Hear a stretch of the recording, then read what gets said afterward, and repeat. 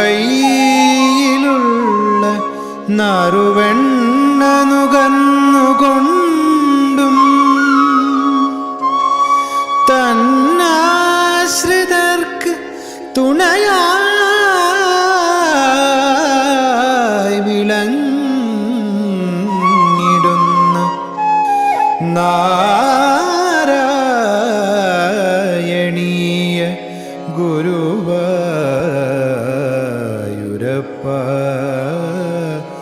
നമോ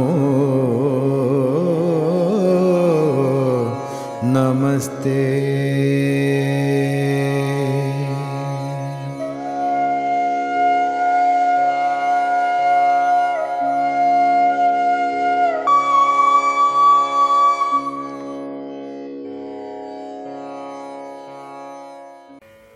രണ്ടാമത്തെ ശ്ലോകം ദ്രുത വിളംബിതം വൃത്തത്തിലാണ്.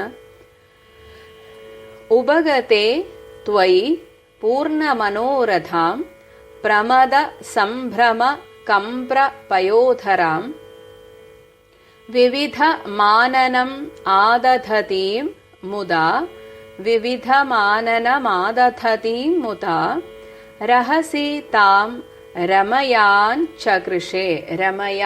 ചകൃഷേ സുഖം. ത്വയി ഉപഗതേ അങ്ങ് വന്നു ചേർന്നപ്പോൾ പൂർണ്ണ മനോരഥാം തന്റെ മനോരഥങ്ങളൊക്കെ ആഗ്രഹമൊക്കെ പൂർണ്ണമായി എന്ന് കണ്ട് പ്രമദ സംഭ്രമം അത്യാനന്ദത്താലുണ്ടായ ആ ഒരു സംഭ്രമത്താൽ അങ്ങുമിങ്ങും ഓടി നടന്നതിനാൽ കംപ്ര പയോധരം ഭഗവാനെ സത്കരിക്കാനുള്ള ആ ഒരു ആവേശത്തിൽ ഓടി നടക്കുന്ന ആ സൈരന്ധ്രിയുടെ സ്തനങ്ങൾ കിടന്ന് ആടുകയായിരുന്നു. തുള്ളിത്തുളുമ്പുന്ന സ്തനങ്ങളോടുകൂടിയ ആ സൈരന്ധ്രി വിവിധ മാനനം നാനാവിധത്തിൽ ഭഗവാനെ മാനിച്ചു, സത്കരിച്ചു. അങ്ങനെ മുദാ വളരെ പ്രീതിയോടെ സന്തോഷത്തോടെ ആദധതീം അതൊക്കെ ചെയ്തുകൊണ്ടിരുന്ന ഭഗവാനെ സത്കരിക്കുക, സംസാരിക്കുക, ഭഗവാന് വേണ്ടുന്നതൊക്കെ ചെയ്തു കൊടുക്കുക തുടങ്ങിയ ക്രിയകളിൽ അത്യന്തം സന്തോഷത്തോടെ ചെയ്തുകൊണ്ടിരുന്ന ആ സൈരന്ധ്രിയെ താം അവളെ രഹസ്യമായിട്ട് ആ സൈരന്ധ്രി ഒരുക്കിയ ആ മണിയറയിൽ സുഖം അവളെ സുഖിപ്പിച്ചു. രമയാം ചകൃഷേ അവളെ രമിപ്പിക്കുകയും ചെയ്തു.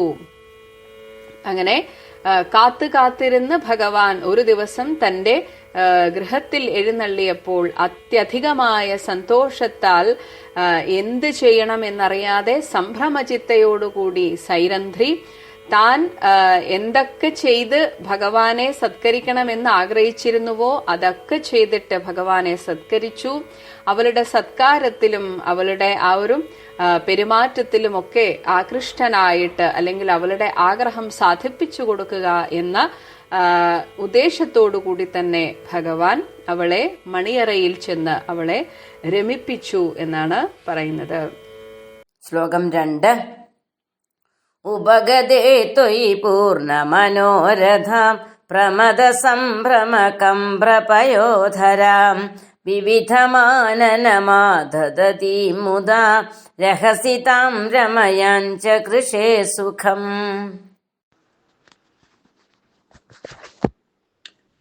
ഹരിശരണം. എല്ലാ സജ്ജനങ്ങൾക്കും നമസ്കാരം. എല്ലാ ഗുരുജനങ്ങളെയും പിതൃജനങ്ങളെയും കുടുംബദേവത, പരദേവത, ഗ്രാമദേവത എല്ലാവരെയും ഓർത്തുകൊണ്ട് ശ്രീമന്നാരായണീയത്തിലെയും 77-ാം ദശകത്തിലെ രണ്ടാമത്തെ ശ്ലോകം നോക്കാം. നമുക്ക് വളരെ പ്രത്യേകതയുള്ളതായ ഭഗവാന്റെ ഒരു ലീലയാണിത്. ഇതിൻ്റെ അർത്ഥം മനസ്സിലാക്കാനും ബുദ്ധിമുട്ടാണ്. ഭഗവാനെ സംബന്ധിച്ച് പറഞ്ഞു കഴിഞ്ഞാൽ ഭക്താഭീഷ്ടം നോക്കുന്ന പ്രകൃതമാണ് ഭഗവാന്റെ.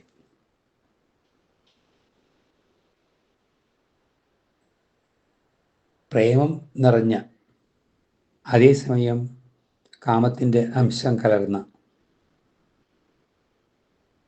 കുബ്ജ ഭഗവാനെ സ്വീകരിക്കുന്നതും ഭഗവാൻ കുബ്ജനെ അനുഗ്രഹിക്കുന്നതുമായ വിധമാണ് ഇവിടെ വർണ്ണിക്കുന്നത്. എന്താണോ കുബ്ജ മനസ്സിൽ കണ്ടത് പറയാതെ തന്നെ അതിനനുസൃതമായിട്ടുള്ളതായ അനുഗ്രഹമാണ് ഭഗവാൻ കൊടുക്കുന്നത്. ഇവിടെ വളരെ ശ്രദ്ധിച്ച മനസ്സിലാവും അത്. വളരെ കാലത്തെ കാത്തിരിപ്പിന് ശേഷം നല്ല സുന്ദരനായിട്ട് തന്നെ കാത്തിരിക്കുന്നതായ സാധാരണ ഒരു പെൺകുട്ടിയുടെ മുമ്പിലേക്ക് ഭഗവാൻ വരുന്നു.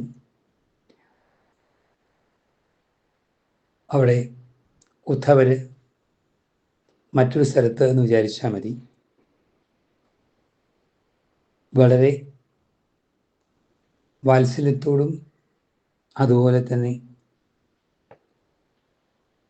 വളരെ പ്രേമത്തോടും തന്നെ പറയാം കുബ്ജയെ സമീപിക്കുന്നതായ ഭഗവാൻ അടുത്ത് വന്നപ്പോൾ തൻ്റെതായ എല്ലാ ആഗ്രഹങ്ങളും എന്താണോ താൻ പ്രതീക്ഷിച്ചത് അത് ഭഗവാൻ തന്നു എന്ന തരത്തിലുള്ളതായ സംതൃപ്തിയോട് കൂടിയിട്ട്, അതേസമയം സന്തോഷാധിക്യം കൊണ്ടുള്ള സംഭ്രമത്താൽ ഇളകുന്ന വക്ഷസ്സോട് കൂടിയിട്ട് സ്ഥലങ്ങളോട് കൂടിയിട്ട് തന്നെയാണ് വളരെ ഭംഗിയായിട്ടാണ് ഭട്ടതിരിപ്പാട് ഈ ശ്ലോകം വർണ്ണിച്ചിട്ടുള്ളത്. ഭഗവാനെ കണ്ട ഉടനെ തന്നെ ആസന സമർപ്പണ താമ്പൂല ദാനാദി സത്കർമ്മങ്ങളൊക്കെ ചെയ്തുകൊണ്ട് വേണ്ടുപോലെ പൂജിച്ചുകൊണ്ട് തന്നെ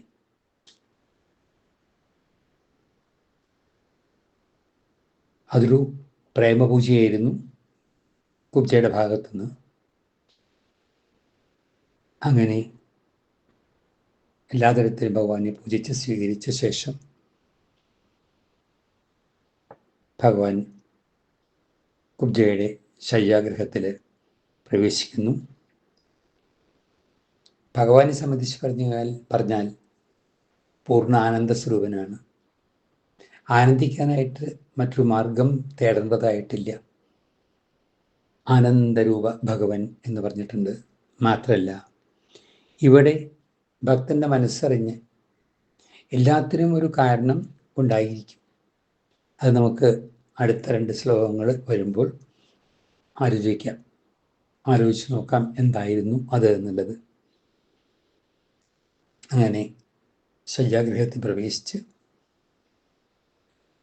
കുബ്ജയ്ക്ക് പരമാനന്ദത്തിനെ പ്രദാനം ചെയ്തുകൊണ്ട് ഒരുമിച്ചിരുന്ന് വളരെ ശ്രേഷ്ഠം എന്ന് തന്നെ പറയാം. കാരണം രസങ്ങളിൽ വച്ച് ഏറ്റവും പ്രധാനമാണ് ശൃംഗാരരസം.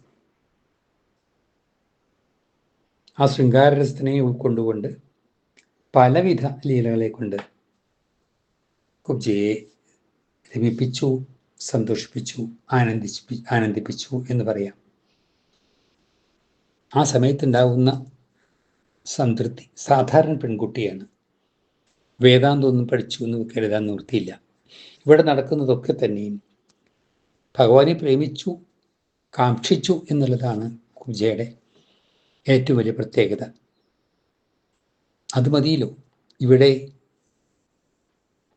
വേദാന്തങ്ങളോ അല്ലെങ്കിൽ വലിയ വലിയ ശാസ്ത്രങ്ങളോ ഒന്നും പഠിക്കേണ്ടതായിട്ടില്ല ഈശ്വരനെ സ്വാംശീകരിക്കാനായിട്ട് എന്നുള്ളതായൊരു പാഠം ഇവിടെ ഉണ്ട്.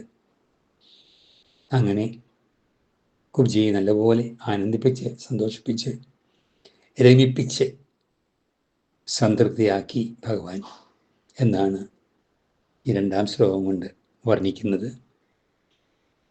ഇവിടെ നമുക്ക് മനസ്സിലാക്കാനുള്ളത് നമ്മുടെ ഉള്ളിലുള്ളതായ ഇച്ഛ മറ്റാരേക്കാളും അറിയുന്നത് ഭഗവാനാണ്.